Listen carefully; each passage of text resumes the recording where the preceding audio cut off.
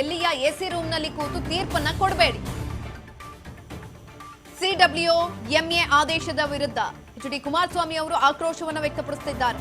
ಜಲಾಶಯಗಳಿಗೆ ನೇರ ಭೇಟಿ ನೀಡಿ ಪರಿಶೀಲಿಸಿ ಕಾವೇರಿ ಪ್ರಾಧಿಕಾರದ ಅಧಿಕಾರಿಗಳಿಗೆ ಎಚ್ಡಿಕೆ ಸವಾಲು ಹಾಕಿದ್ದಾರೆ. ಕೆಆರ್ಎಸ್ ಹಾರಂಗಿ, ಕಬಿನಿ, ಹೇಮಾವತಿಯ ನೈಜ ಸ್ಥಿತಿಯನ್ನ ಕಣ್ಣಾರೆ ನೋಡಿ ದೆಹಲಿ ತೀರ್ಮಾನದ ವಿರುದ್ಧ ಎಚ್ ಡಿ ಕುಮಾರಸ್ವಾಮಿ ಅವರು ಇದೀಗ ಸಿಡಿದೆದ್ದಿದ್ದಾರೆ. ಅಧಿಕಾರಿಗಳು ನೆಲದ ವಾಸ್ತವವನ್ನ ಅರಿತುಕೊಳ್ಳಬೇಕು, ತದನಂತರ ಆದೇಶವನ್ನ ಕೊಡಬೇಕು. ಆದ್ರೆ ಆ ರೀತಿಯಾಗಿ ಮಾಡಿಲ್ಲ ಅಂತ ಎಚ್ ಡಿ ಕುಮಾರಸ್ವಾಮಿ ಅವರು ಹೇಳ್ತಿದ್ದಾರೆ.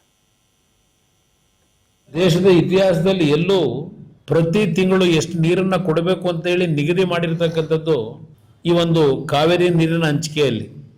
ಈ ಕಾವೇರಿ ನಿರ್ವಹಣಾ ಪ್ರಾಧಿಕಾರದಲ್ಲಿ ಇದ್ದಾರಲ್ಲ, Kaveri water management authority, Kaveri water regulatory authority, ಈ ಎರಡು ಸಮಿತಿಯಲ್ಲಿರ್ತಕ್ಕಂಥ ಸದಸ್ಯರುಗಳಿಗೆ ನಾನು ಒತ್ತಾಯ ಆಗ್ತಕ್ಕಂಥದ್ದು, ನೀವು ಎಸಿ ರೂಮ್ನಲ್ಲಿ ಕೂತ್ಕೊಂಡು ಡೆಲ್ಲಿಯಿಂದ ತೀರ್ಮಾನ ಕೊಡ್ತಕ್ಕಂಥದ್ದಲ್ಲ. ಇದು ಪ್ರಮುಖವಾದಂಥ ವಿಷಯ. ನನ್ನ ಮಾಧ್ಯಮ ಸ್ನೇಹಿತರ ಮುಂದೆ ಇದಕ್ಕೆ ನಾನು ಡಿಮ್ಯಾಂಡ್ ಮಾಡ್ತಾ ಇದ್ದೇನೆ, ಅವರಿಗೆ ಸಲಹೆ ಕೊಡ್ತಾ ಇದ್ದೇನೆ.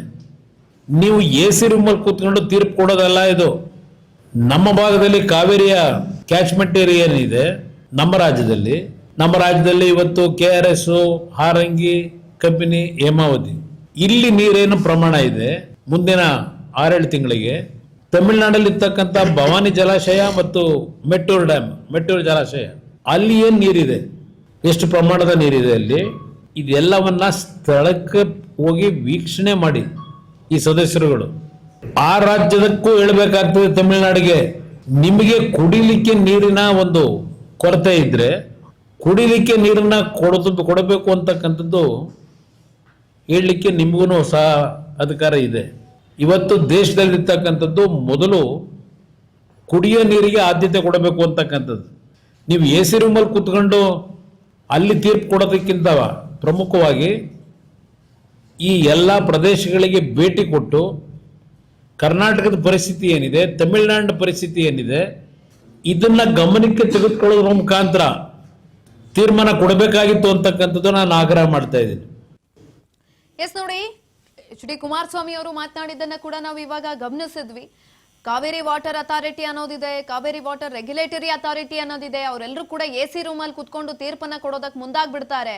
ಆದ್ರೆ ಆ ಒಂದು ವಿಚಾರವನ್ನ ಅಥವಾ ಈ ವಿಚಾರ ಅನ್ನೋದು ಸೂಕ್ಷ್ಮತೆಯಿಂದ ಕೂಡಿರುವಂತಹ ವಿಚಾರ. ಹಾಗಾಗಿ ನೀವು ಸ್ಥಳಕ್ಕೆ ಹೋಗ್ಬೇಕು, ಸ್ಥಳ ಪರಿಶೀಲನೆಯನ್ನ ಮಾಡಬೇಕು, ತದನಂತರ ಅಲ್ಲಿ ಜಲಾಶಯಗಳ ನೀರಿನ ಮಟ್ಟ ಯಾವ ರೀತಿಯಾಗಿದೆ ಅದನ್ನ ನೋಡಬೇಕು, ಆಮೇಲಿಂದ ತೀರ್ಪನ್ನ ಕೊಡಬೇಕು. ವಾಸ್ತವ ಅಂಶವನ್ನ ಅರಿತುಕೊಳ್ದಲೆ ಆದೇಶವನ್ನ ಕೊಡೋದು ಎಷ್ಟರ ಮಟ್ಟಿಗೆ ಸರಿ? ಕಾವೇರಿ ಸಂಕಷ್ಟದಲ್ಲಿದೆ, ಕನ್ನಡಿಗರ ಪರ ನಿಂತ್ಕೊಳ್ಬೇಕು ಅಂತ ಕೇಂದ್ರ ಸಚಿವರಾದಂತಹ ಎಚ್ ಡಿ ಕುಮಾರಸ್ವಾಮಿ ಅವರು ಇದೀಗ ತಿಳಿಸಿದ್ದಾರೆ.